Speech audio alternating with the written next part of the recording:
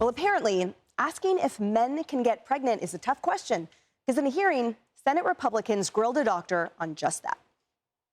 Ms. Verma, can men get pregnant?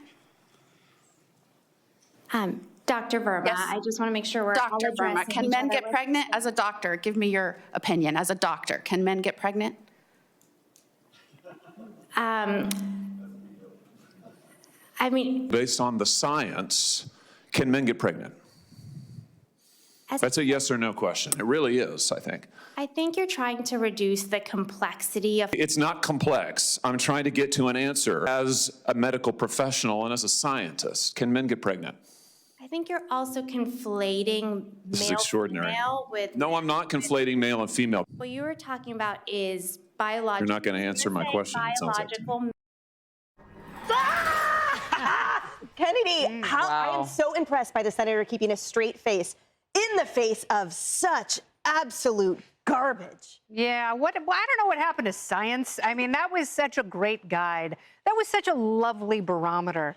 It also feels like just eons ago before we actually had people who would just answer a basic question. And she could have qualified and said, biological men cannot get pregnant. And I think people would have gone, yeah. And it would have satisfied her side, which is interested in making a distinction between sex and gender, and it would have satisfied some of her interrogators who just want a straight answer. But the problem is when they punt like that and go, I don't know. I mean, are you talking about like a manly woman? Because, I mean, I guess, yeah, but you're kind of hurting my feelings right now. I thought that the Senate was a safe space. Maybe not. So, yeah, when you whiff like that, you make your side seem absurd. Just answer the question.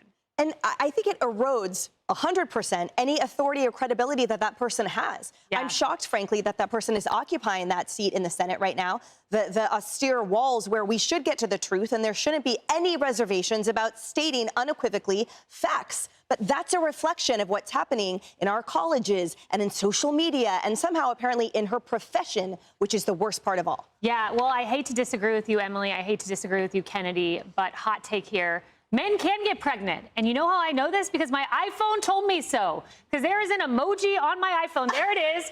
I had our producer secretly pull it. I love that emoji. The pregnant man. But this is the insane place we are at as a society, where Ketanji Brown Jackson cannot answer what is a woman. The 9 justices in their black robes, supposed to be the wisest among us, but oh wait, one of them can't answer what is a woman. She said, I'm not a biologist. Then the Supreme Court arguments that happened this week, you had Alito asking the ACLU attorney, do you have a definition for woman? No definition. And then we got to the place during the Biden years where they couldn't even say woman. It was menstruating person. It was pregnant people. The CDC even went so far. They said Chest pregnant feeders. people. Corey Bush, chest feeders. Corey Bush, birthing people. We couldn't even say pregnant woman. And I'm sorry for all those people out there. If you've been a pregnant woman, what an insult to say a man can do what we have done, because you cannot, and I am sorry. And the irony, Harris, is that in that exchange that Kayleigh referenced between Alito and the ACLU attorney, you know, the attorney said, you know, we don't have a definition, but we don't have a problem with the court defining it right now. So, okay, we're supposed to look to the Supreme Court to define a woman for us when there have been a litany of physicians or just common sense people that can tell you right now what it is, but for some reason they're afraid to.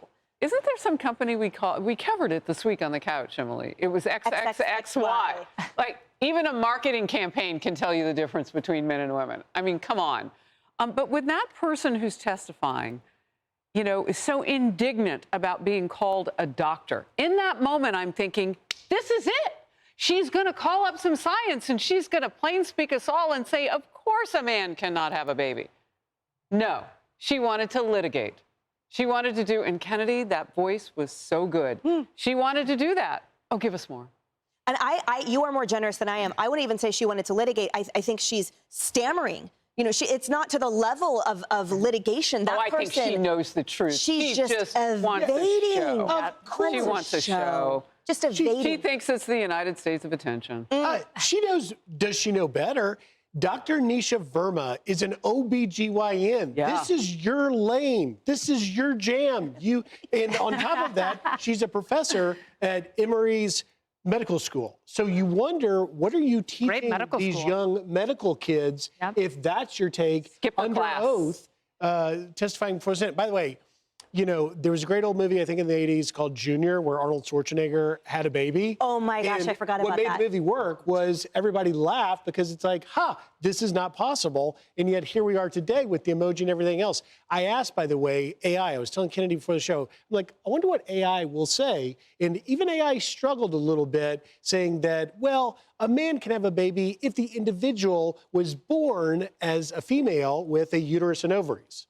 And Well, I'm that's like, true. Okay, so the Have answer to be is born no. that way. So then that man is identifying as. Yeah, which that doctor could have said. She could have said that. Any human with a uterus and ovaries can have a baby. No and that's matter what how they said, identify. you know? Boom. No matter how Great they identify. answer. She could have said that. Emily, you're more of a doctor than she is. Yeah, Senator, call me next time. Yes. Hey everyone, I'm Emily Campagno. Catch me and my co-hosts Harris Faulkner and Kayleigh McEnany on Outnumbered every weekday at 12 p.m. Eastern, or set your DVR. Also, don't forget to subscribe to the Fox News YouTube page for daily highlights.